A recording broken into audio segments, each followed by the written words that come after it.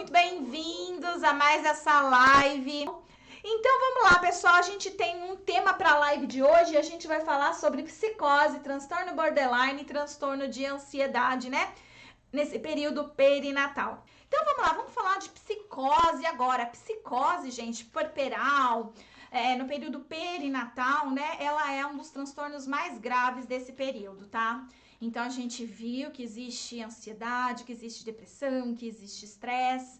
Eles são consideráveis, eles podem trazer uma série de prejuízos, tanto para a mulher quanto para o bebê, feto, para o bebê recém-nascido, inclusive, né? Quando os pais, a mãe, principalmente, né? Apresenta algum dessas alterações emocionais significativas. Mas a psicose é um transtorno mental, tá? Dos mais perigosos, né?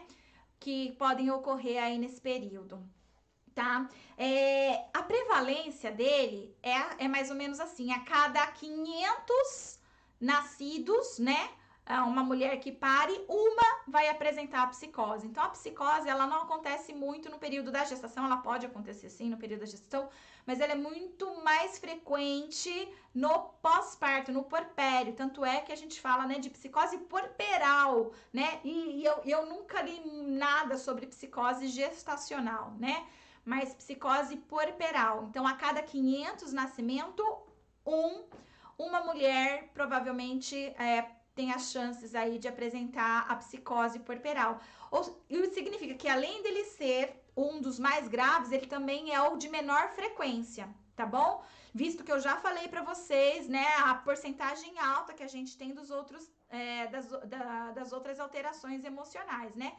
Que na realidade aqui a gente agora tá falando de um transtorno e não de uma alteração emocional. Não é uma alteração emocional, é um transtorno mesmo. A psicose. O que é psicose, gente? É cindir com a realidade. É a pessoa não mais conseguir ter contato com a realidade. Ela não sabe quem é ela não sabe quem é o outro, ela tem alucinações, ela vê coisas que não existem, ela ouve coisas que não existem, tá? Então, uma psicose é uma cisão com a realidade. A pessoa, ela cinge. Ela não consegue entender mais a sua cultura, o que é certo, o que é errado, o que pode, o que não pode, né? Então, sabe a loucura? As pessoas, elas falam da loucura, né? Então, o louco é o psicótico, né? O esquizofrênico, né? A psicose, ela tá muito relacionada à loucura, à quebra de regras, né? Ao sair fora dos padrões, e não de propósito, não de forma consciente, mas de uma forma realmente doentia, porque ela está doente, tá certo? Então, a psicose é nesse sentido. Uma mulher, então, que apresenta uma psicose nesse período aí chamado perinatal, né, que é muito mais visível no puerpério, a psicose puerperal, tá? Ela realmente vai precisar aí de um tratamento diferenciado, não é com psicoterapia que a gente vai tratar uma mulher com psicose, tá? Mas é importante a gente saber de algumas coisas aqui a respeito da psicose, porque é um grave transtorno do puerpério e alguns de vocês que vão trabalhar aí com essa população podem um dia ter que saber como lidar com casos assim, tá? Então, importante a gente saber que a prevalência é baixa, é raro, é um transtorno raro, tá? Ele não é comum, não é frequente como os outros, né? Como a depressão, por exemplo, que a gente já falou em outro momento. Então, ela é mais rara. Mais de um terço, né, da psicose puerperal, ela vai surgir logo na primeira semana do pós-parto, tá? Então, a mais de um terço, né?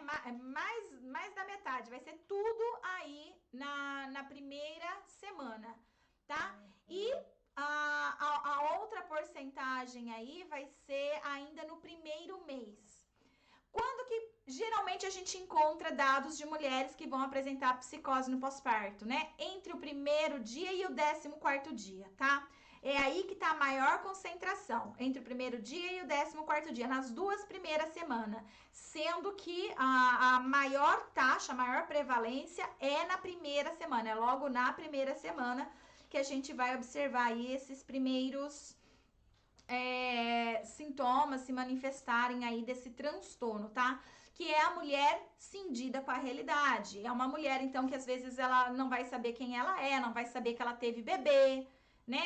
Ela pode sair engatinhando pelo chão, falando gugu dadá, né? Ela pode escutar a criança chorando e falar, esse mosquito que não para, tá aqui no meu ouvido esse mosquito, sabe? Então ela sai da realidade, ela começa a ter comportamentos bizarros, né? As pessoas ficam assustadas, as pessoas claramente percebem que ela não está bem.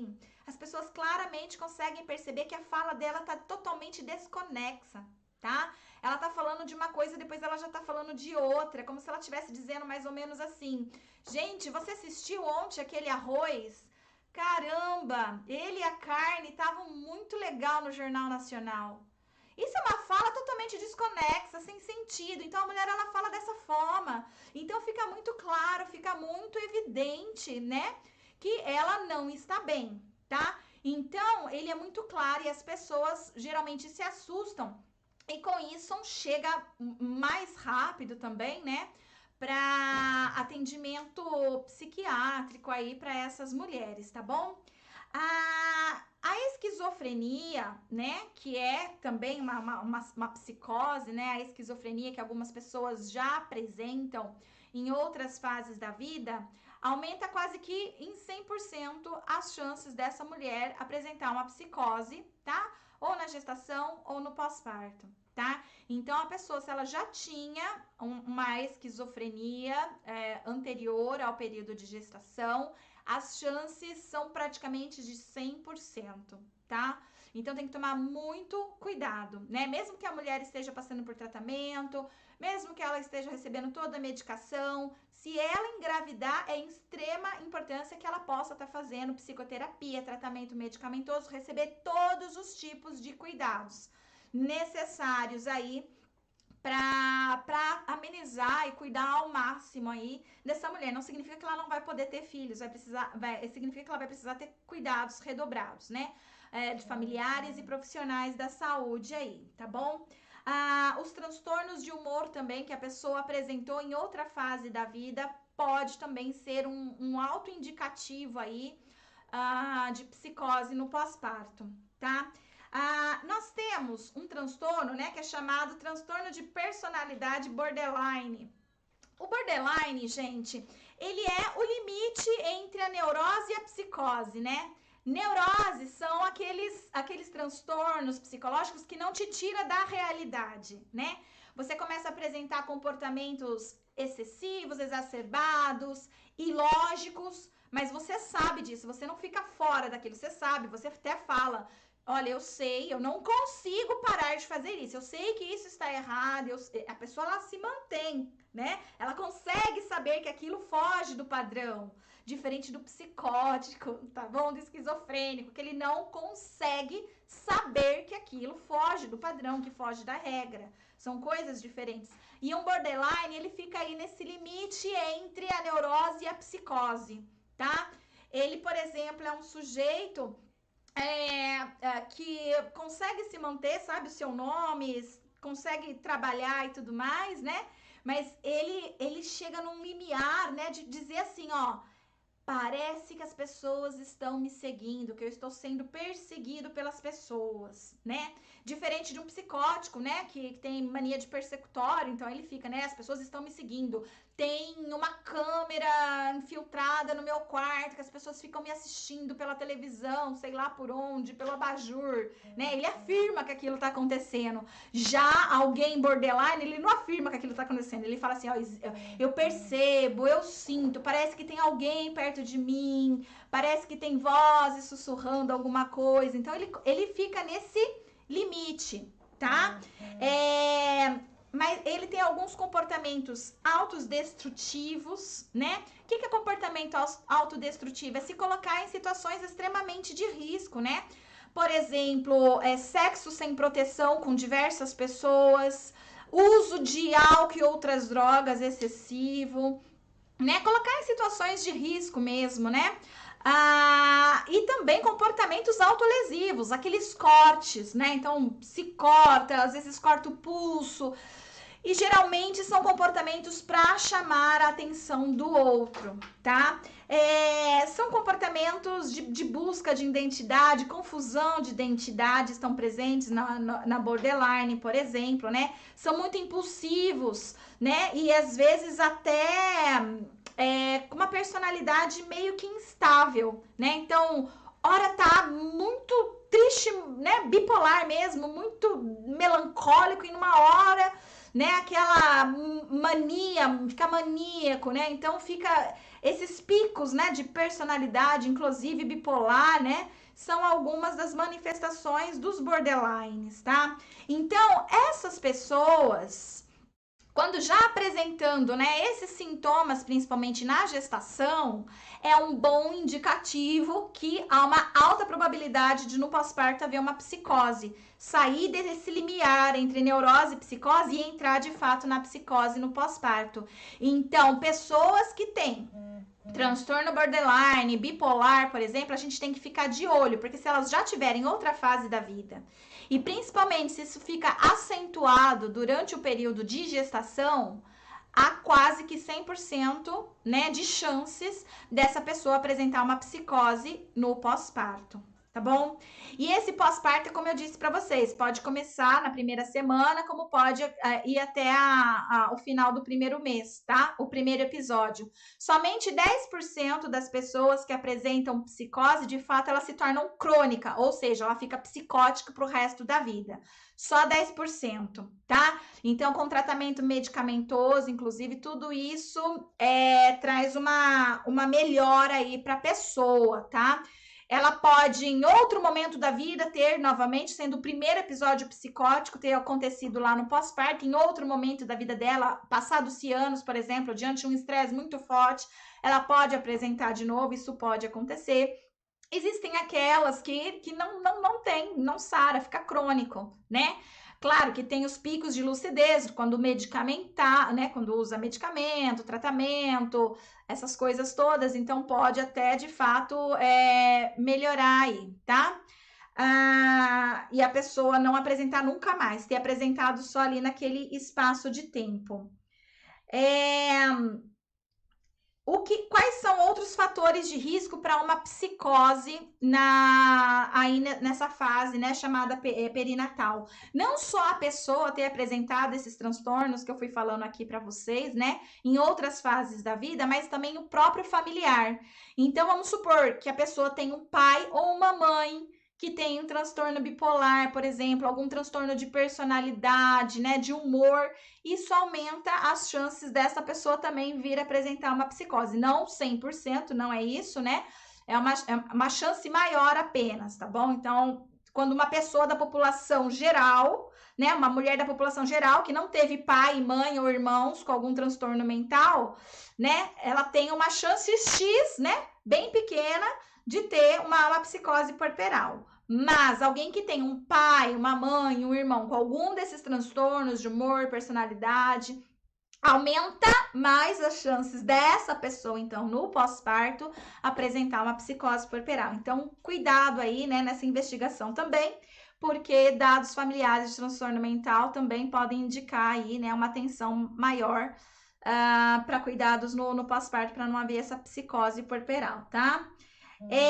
A psicose puerperal, ela pode ser abrupta, né? Ocorrer ali naqueles primeiros 5 meses, geralmente. Ela pode durar bem menos do que 5 meses, mas na média é isso que ela dura, 5 meses, né?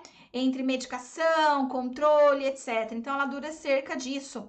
Só que depois de passado esse período, a pessoa ela até não tem mais a psicose, mas aí começa a ter outros transtornos, como, por exemplo, depressão, tá? E aí ela pode apresentar, inclusive, uma depressão prolongada.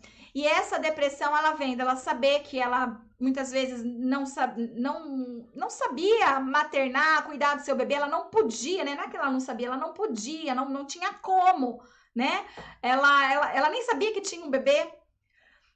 Às vezes, ela precisou ficar internada, né? Ficou longe desse bebê. Então, assim, a ideia de saber que pode ser que ela tenha tentado se matar ou tentado matar o próprio bebê, né? infanticídio e suicídio como o auge, né, do grave, do ápice de uma psicose, por exemplo. Então, vem depois um transtorno depressivo, né? Justamente porque ela olha para esses 5 meses e percebe que ela perdeu algo que ela tinha idealizado, que ela tinha imaginado para viver enquanto mãe, né? Naquela relação mãe-bebê. Então, isso pode, né, evoluir aí depois para uma depressão. Então, os pensamentos de agressão ao bebê vai ser em torno de 25% das mulheres, tá bom? Cerca de 25%, então, das mulheres com psicose vão, de fato, ter pensamentos de agressão ao bebê. Isso é importante também a gente saber, porque às vezes as pessoas acham que um dos sintomas da psicose é o infanticídio, é a agressão ao bebê, e não é, tá bom? É um número alto, 25%, vamos concordar que sim, mas não é 100%, tá? E nem mesmo metade delas, tá? Então, 25% é que vão apresentar vontade, né? Desejo aí de agredir o bebê. E geralmente elas são impulsionadas por uma voz estranha, né? Por ordens de comando. Então, elas veem um vulto, ou às vezes ela vê uma pessoa, às vezes ela ouve aquela ordem de comando falando para ela, mate, né? Ou fazer qualquer outra coisa, né? Com aquela criança ou até mesmo com ela, tá bom? Então, isso é presente na psicose. E essas mulheres, então, elas podem chegar, inclusive, a agredir o bebê, quando elas não têm o respaldo de uma rede de apoio de pessoas ali com ela. Então, portanto, quando uma mulher ela apresenta uma psicose puerperal, primeiro de tudo, ela precisa de ajuda, ela não precisa de julgamento.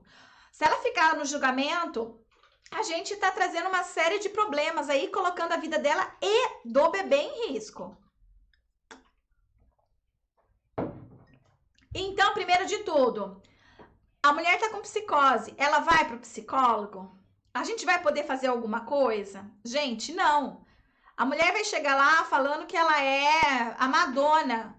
Você não está lidando com a Joana, então. Você está lidando com a Madonna. Como que você vai fazer psicoterapia na Madonna? Você não vai, entendeu? A não ser que a Madonna realmente estiver na sua clínica, mas ali é a Joana que está achando que é a Madonna, tá? Então, ela precisa de medicamento.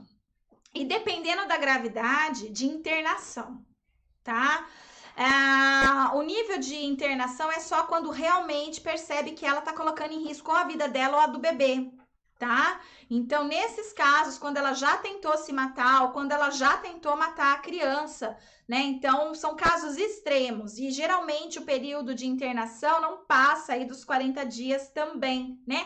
Porque ela vai tomar todos os medicamentos que forem necessários. Mas, em geral, essas mulheres também não vão ser internadas, elas vão ficar em casa, elas não devem ser privadas de ficar com o bebê, de pegar o bebê. Tem muita gente que às vezes fala assim, né? Nossa, essa mulher ela tá com psicose, então ela não pode nem ficar perto do bebê.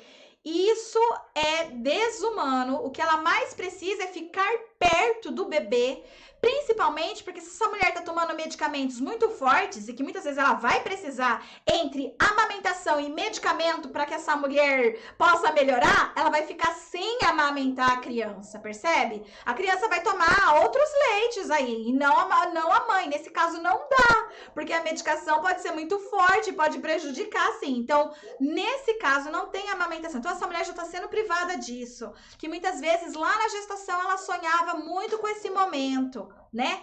Então, quando ela estiver boa, quando ela não for mais a Madonna, quando ela ser a Joana, aí você vai estar ali enquanto psicólogo para atender ela, conversar com ela e trabalhar, inclusive, essas questões da maternidade que foi idealizada e a maternidade real e esse luto que ela vai precisar trabalhar. É nessa hora que a gente trabalha. Antes disso, não somos nós, é medicação, tá? É médico que vai tratar, ela tá doente. Nós não trabalhamos com doença, né? A gente trabalha com fenômenos psicológicos. Então, a pessoa ela precisa estar centrada ali para a gente poder fazer a nossa psicoterapia com ela. Então, a nossa psicoterapia com mulheres que sofreram psicose é em momentos que elas estão lúcidas ou pelo menos medicalizadas a ponto delas conseguirem dizer o nome delas, saber que elas tiveram um bebê, né? Ter algumas informações. por conta dela ainda estar nesse trânsito, né? Muitas vezes a fala fica desordenada, não fica lógica, mas você percebe que ali você tá conseguindo conversar com ela, né? Tá trabalhando ali. E principalmente depois de um momento que é onde ela consegue, né, se centrar, ela vai precisar de psicoterapia sim, porque pode vir uma depressão e trabalhar com todo esse luto aí da maternidade que ela sonhou e que infelizmente não pôde acontecer naquele momento. E aí a gente vai resgatar isso, resgatar a vinculação mãe-bebê. Então a gente vai trazer o bebê e vai promover esse afeto entre eles, né? Promover essa vinculação. Quem sabe até uma amamentação, né? E sei lá, então a gente vai trabalhar dessa forma. E a gente pode trabalhar antes disso com quem? Com a família. Então a gente vai orientar a família, é com a família que a gente vai trabalhar. Então imagina esse homem, né? Que só tem 5 dias de licença paternidade, né? Com a mulher psicótica dentro de casa, um bebê, né? Precisando de cuidados e essa mulher nem sabe que ela teve grávida e que ela tem um bebê, ela tá achando que, sei lá, que ela é, sei lá, a Madonna que eu tô falando, né? Então, esse homem, ele precisa cuidar dessa mulher e desse bebê, vai precisar de uma rede de apoio aí grande, de outras pessoas ali para estar ajudando, né? Esse homem que não tem direito à licença, à paternidade, né? Ele vai ter que dar um jeito ali de poder, né, assumir esse papel. Então, imagina a sobrecarga e que esse homem, então, pode adoecer também, ele pode apresentar depressão pós-parto por conta desse fato. Então, a gente vai trabalhar com essas pessoas, com essa rede de apoio da mulher psicótica e não com a mulher em psicose, tá bom? Importante a gente falar sobre isso, tá? Quais são os quadros clínicos, né, de uma psicose? Confusão mental, agitação motora, delírio e alucinações, despersonalização, insônia, angústia, prejuízo da memória, irritabilidade e pode evoluir para formas maníacas, melancólicas e catatônicas, tá? Então, em casos extremos, suicídio ou infanticídio, isso vai acontecer em cerca de 4% de todos os casos, tá? De situação aí de uma psicose puerperal. O tratamento, então, ele é medicamentoso e em casos graves é a internação e às vezes até eles têm que utilizar de eletroconvulsoterapia, tá? Então, cada caso aí, isso não somos nós quem decidimos, são os médicos, tá? Então, nós ficamos de trabalhar com essa mulher depois, ok, pessoal? Então, sobre a psicose, transtorno borderline é isso, e agora vamos entrar no transtorno de ansiedade. Os transtornos de ansiedade, pessoal, são vários, né? Então, existe diferença entre a ansiedade e transtorno de ansiedade. Novamente falando, nós damos o psicodiagnóstico de alta ansiedade, não de transtorno de ansiedade. Nenhum psicólogo dá diagnóstico de transtorno de ansiedade. Nós damos um psicodiagnóstico de sintomas de ansiedade. A gente vai dizer se a ansiedade está dentro do padrão ou está alta. E aí, quem vai fazer a avaliação de um transtorno, aí é o médico psiquiatra, tá bom? Então existe essa diferença que uma ansiedade é quando a mulher ela está ansiosa, angustiada por um evento futuro, né? Algo que está incomodando ali. Um transtorno de ansiedade, gente, vai ser uma ansiedade fora do comum, tá? É altamente exagerada, né? E a pessoa, ela sabe, inclusive, mas ela não consegue controlar. Ela sabe que aquela ansiedade que ela tá sentindo tá fora, né, do padrão. Ela tá toda hora pensando naquilo, aquilo tá trazendo interferência na relação conjugal, familiar, ocupacional. Então, ela percebe que para a maioria das pessoas, né, diante de uma situação como aquela, tem um nível de ansiedade, mas o dela tá muito acima. Aí a gente tem o transtorno de ansiedade que tem todo lá um crivo para diagnóstico também, tá bom? E dentro ainda dos transtornos de ansiedade, a gente tem vários, né?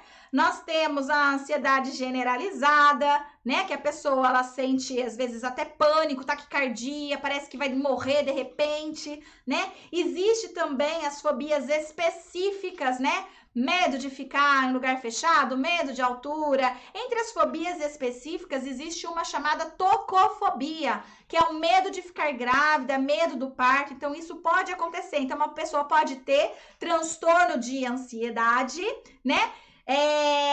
específico, né? Uma fobia específica, chamada tocofobia, que é, por exemplo, o medo da gravidez e do parto, tá bom? Então, é específico nesse caso. Tem as fobias social, que é o medo de ficar em público, de falar em público, de estar em público. Tem o transtorno obsessivo compulsivo, né? Que pode ser só obsessivo ou com compulsivo. Tem também o transtorno de estresse pós-traumático, né? Que depois de um evento que acontece alguma coisa, aquilo se torna um estresse, né? E essa pessoa, então, ela vive aquele momento depois e várias vezes revive aquele momento com muita ansiedade, né? Gerando transtorno de estresse pós-traumático. Então, como a gente tem dentro dos transtornos de ansiedade várias categorias aí, né?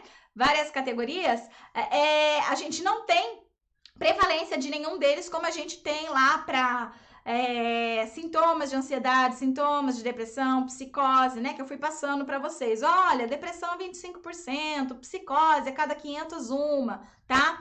Os transtornos de ansiedade, né? Então, a gente não tem estudos o suficientes ainda, então eu não posso te dar um número aqui, tá? Porque a gente não tem estudos suficientes para tudo isso e de cada um, inclusive, tá? Mas o importante é a gente saber que ele pode acontecer durante o período da gestação também e poder entender qual que é o transtorno que essa pessoa tá apresentando, né? Alguém tá perguntando aqui qual que é o específico da gravidez, chama tocofobia. Tocofobia é o medo exagerado da gravidez ou do parto, tá bom? Eu tenho um áudio sobre isso lá no Telegram. Michele, se você tá no Telegram, procura lá a palavra tocofobia que vai direto pro áudio. Aí você escuta lá certinho sobre isso, tá? Agora, se você não tá no Telegram, recomendo que você entre para você saber um pouco mais sobre ele, tá? Então, pessoal, os transtornos de ansiedade, né? Eles existem também nesse momento, e não só eles, os transtornos alimentares também existem nesse momento. Então, assim, todos os transtornos, eles podem acontecer no período de gestação e pós-parto, mas eles são mais raros, tá bom? Eles vão acontecer numa porcentagem muito menor do que, por exemplo, lá os transtornos de humor que a gente já falou, né? Como o da depressão, por exemplo, tá bom? Então, para fechar essa live de hoje, eu queria falar para vocês desses outros transtornos, né? Eu foquei mais na psicose porque é o que a gente mais tem literatura, a gente tem prevalência, incidência, né? Que foi tudo que eu passei aqui para vocês, inclusive. E esse transtorno de ansiedade aí, só para vocês entenderem que também pode acontecer, né? Nas diversas formas e expressões que ele pode estar apresentando aí. Ok, pessoal? Então, finalizamos essa live. Finalmente, tive que falar bem rápido aqui, né? Porque são muitas informações. E que tem que ser passada de forma rápida mesmo, porque, inclusive, aqui no Telegram a gente só tem 1 hora, né? Senão cai. E claro, né, se você quiser saber mais informações detalhadas, né, você vai lá e faz o meu curso, né? Entra lá em materonline.com.br/cursos e vai lá fazer o curso de saúde mental materna. Lá você vai ter, né, todo um diferencial, você vai assistir cada aula, né? Eu vou dar ela com calma para você, né? Aqui eu fui falando rápido mesmo. Então ali tem os meus cursos que você pode fazer a sua inscrição e aprender mais sobre eles. Ali você pode deixar perguntas, eu vou ler a sua pergunta, eu vou responder a sua pergunta com todo o prazer do mundo, tá bom? Então é isso aí, pessoal. Nós vamos fechar agora, então, essa live de hoje, que foi um prazer falar com vocês essa semana toda sobre saúde mental materna. Todos os dias da semana falamos de um assunto aí. E a mobilização nacional, né, também foi muito boa, mas ainda não acabou, ainda tem hoje as nossas últimas 2 palestras, às 8 horas da noite. Já fica aí o convite para vocês participarem. E, por fim, semana que vem, eu não vejo a hora, eu tô super ansiosa. A gente vai ter a nossa semana de psicologia perinatal, que é quando eu vou falar com vocês com bastante cuidado, com bastante delicadeza sobre esse assunto que eu amo, que é psicologia perinatal, tá? Então, nós teremos 3 aulas, segunda, quarta e sexta, de aproximadamente 30 minutos. Então, já prepara papel, caneta. Quando você sentar ali para assistir aquela aula, senta para assistir a aula mesmo, leva papel e caneta mesmo. Se precisar, para, anota, volta a assistir, porque ela tá feita assim com muito carinho e eu tô super ansiosa para chegar segunda-feira, então, e poder ver ali os comentários de vocês, responder as dúvidas de vocês a respeito da aula de segunda-feira, que vai ser a nossa primeira aula da semana de psicologia perinatal, ok? Se você ainda não fez a sua inscrição, agora a gente acabando essa live, você entra no perfil aqui, ali no perfil você vai encontrar um link, clica naquele link, procura Semana de Psicologia Perinatal, clica ali e faz a sua inscrição. Você vai receber um e-mail. Nesse e-mail, você confirma a sua inscrição e aguarda que no domingo você vai receber aí um e-mail com um login para você acessar a primeira aula, ok, pessoal? Um beijo carinhoso para todo mundo, um ótimo final de semana, foi maravilhoso essa jornada que eu fui fazendo aqui com vocês, foi um desafio para mim fazer uma live todo dia, não é fácil não, gente, né? Então para mim foi um desafio desde o dia 13, tá firme e forte, sempre com uma live aqui para vocês, então assim, dizer que esse desafio foi muito incrível, adorei, inclusive tô pensando em continuar depois que a gente passar a semana de psicologia perinatal, voltar aí com lives todos os dias para vocês, ok? Beijo para todo mundo, tchau, tchau.